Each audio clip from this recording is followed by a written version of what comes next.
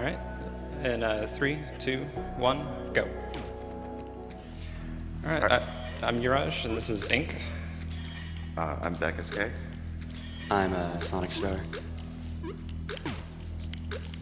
So Ink's really an interesting platformer, because normally the whole point of a platformer is you could see where you're going, but with Ink the whole point of the game is you gradually discover the platform. So whenever you jump, double jump, die, kill an enemy, you reveal more of the level. So what's cool about the speedrun of that is basically, since Uraj knows all the levels already, he's not going to try and reveal most of the level to us. So he's just going to play as quick as possible, which makes the speedrun really cool.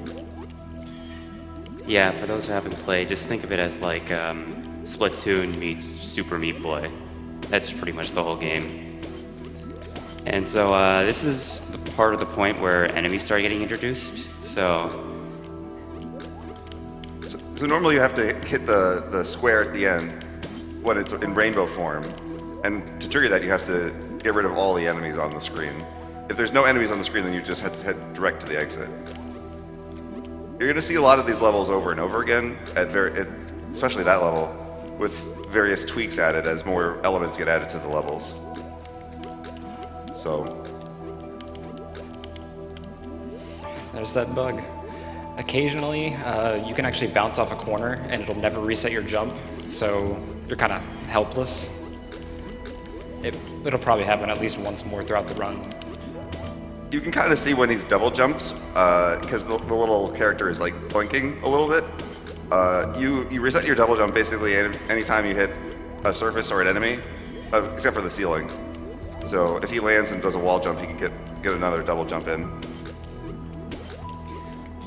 Oh, and one important thing to note is that when you jump off an enemy, you have much less vertical acceleration, which might not sound significant, but in terms of routing, that's going to be really important later on. So, although you do have a good portion of horizontal movement after that. Another interesting fact is you don't actually start loaded directly on the floor, you start loaded directly a little bit above it. So you can buffer jumps, which is useful to help get a little bit further in the run. And sometimes, although you don't want to do that because that could be difficult, it could kill you if you jump too early.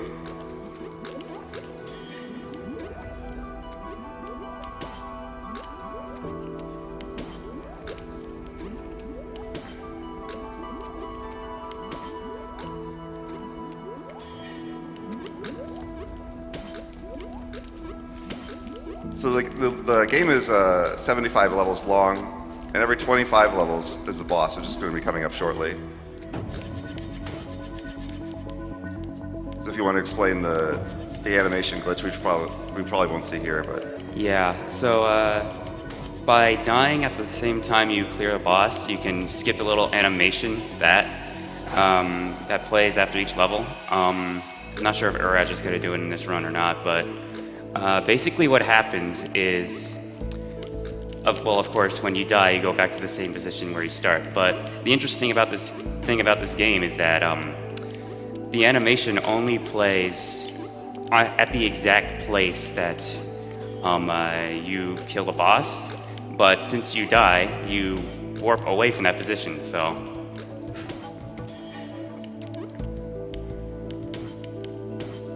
So now we're getting to the second set of levels. As you can see, we now get introduced to spikes. And yeah, this level right here is kind of tight because there, after that one enemy, it's kind of hard to make that jump because, of course, you used to have much less height.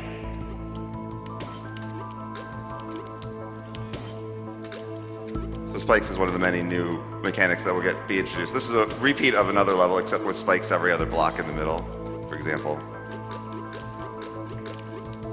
Now we have moving platforms, so platforms now can move around.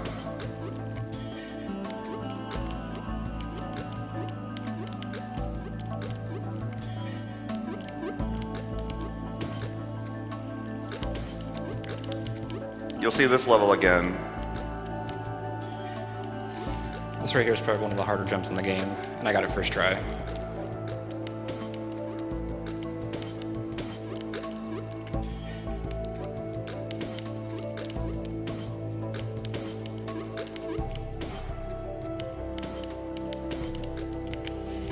It was close.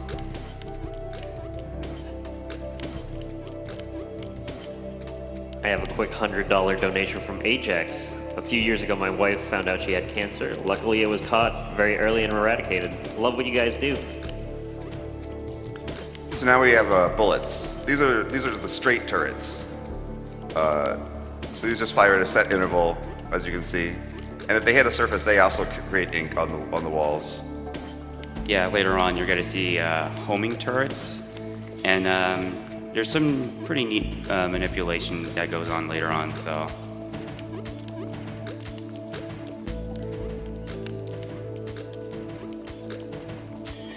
that level, it's possible to go from that middle platform all the way to the goal, but it's I don't want to say pixel perfect, but it's pretty tight. So The bug cropped up again in that stage, and I kind of fell. Unfortunate. This is a really long level to die on, so he's trying not to have to go through this whole level again. Most of the time, you can play a little risky since some of the levels are kind of short.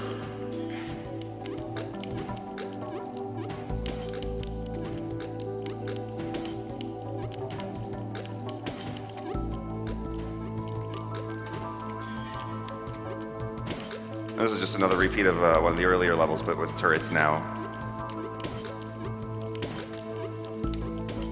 We have a quick $10 donation from Cosmic the Dolphin, who was actually supposed to be on the couch. Hey, Uraj, Cosmic the Dolphin here. Good luck on the run. Hope these boss animation skips work out well for you. Sorry I couldn't be on the couch with you guys, but car RNG struck me pretty hard. Sorry, Cosmic. We're coming up on the second boss here. I'm going to try to get the skip. So this is the hold right to and jump level. The level looks a lot harder than it actually is if you don't do that. Holy awful RNG, but I got the skip. nice. Yeah, where those blocks fall down in that boss is the random element of the game. That's pretty much all the random elements in the game.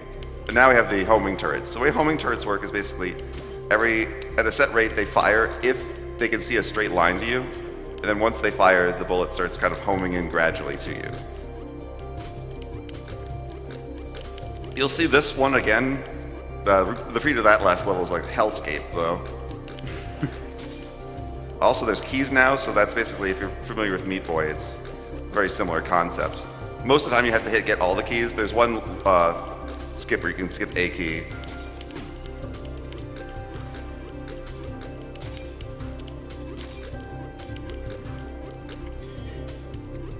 Got a $25 donation from Starwin. Shoutouts to my friend Raj for making it to GDQ with his incredible run of ink.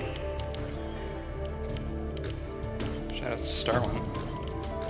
Yeah, and so now we get these little trap tiles that trigger when you kill an enemy. So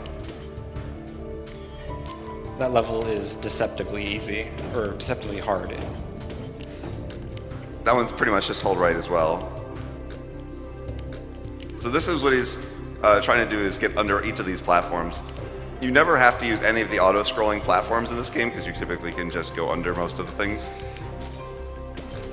Going under 59 first try is pretty cool. yeah, there's another level, 72 was it? In 73, you can go Yeah, into that 73. stage as well, but it is extremely hard. Its functionality is the same, it's just your timing windows have to be much tighter. This level is basically a bunch of laps around collecting keys, which is kind of annoying. You take like 2.5 laps around this level, avoiding both the turrets.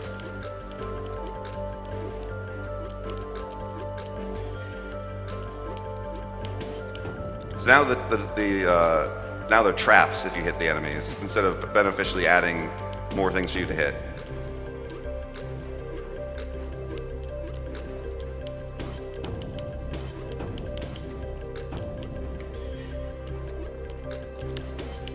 This is another repeated another level. With now homing turrets and trap tiles.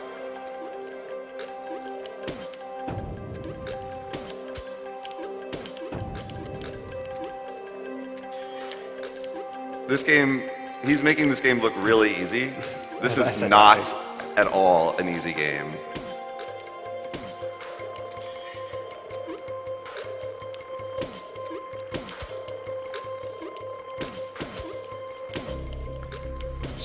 So as long as he's going basically downward at an enemy, he'll kill it. If he's anywhere close to being on top of it.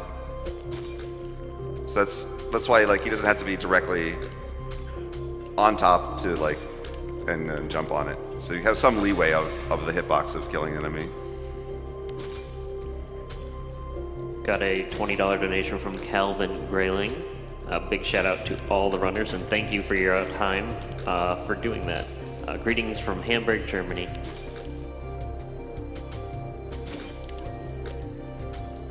I believe there's an achievement to do this level without double jumps. It's really hard though. Oh, man. Another thing you're not going to see is that this game also has collectibles. So the collectibles are also invisible to the player, and you have to discover where they are and then be able to pick them up. That was unnecessarily difficult.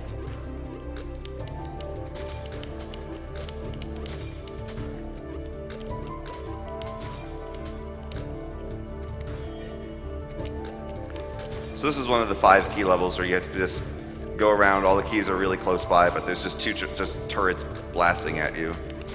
Yeah, what he did right at the start is do a neutral jump, which manipulates the right turret's position, or the right turret's like bullets, so that they shoot in a pattern that's a little bit easier to manage.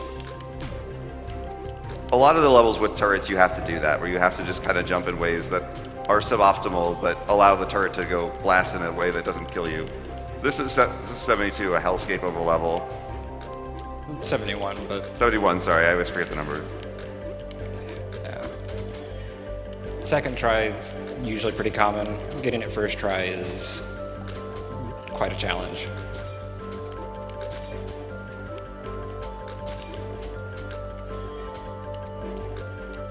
And this is 73. You can go under this whole stage, but the timing is incredibly tight. I missed the skip, almost. So this is the partial skip. He's going to try and avoid getting just one key instead of all the keys in the level. There we go. There's Yacht.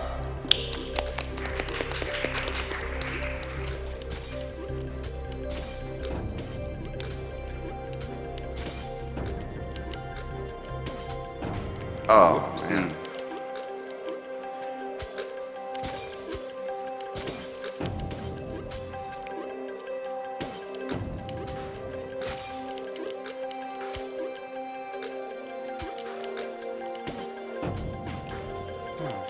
That was just bad positioning.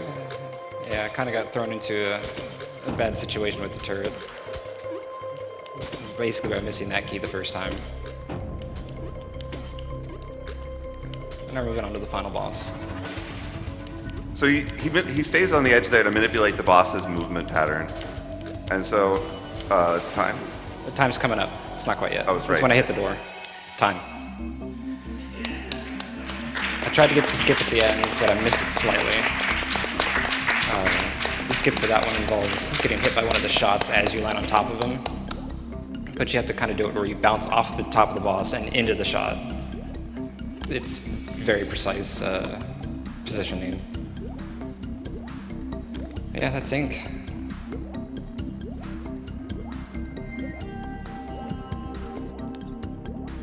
$13.30.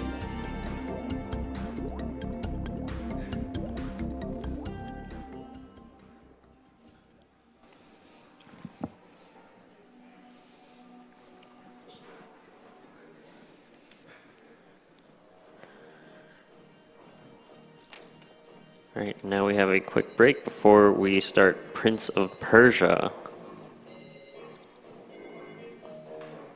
Prince of Persia is going to be run by Captain Clever. It's going to be DOS, by the way.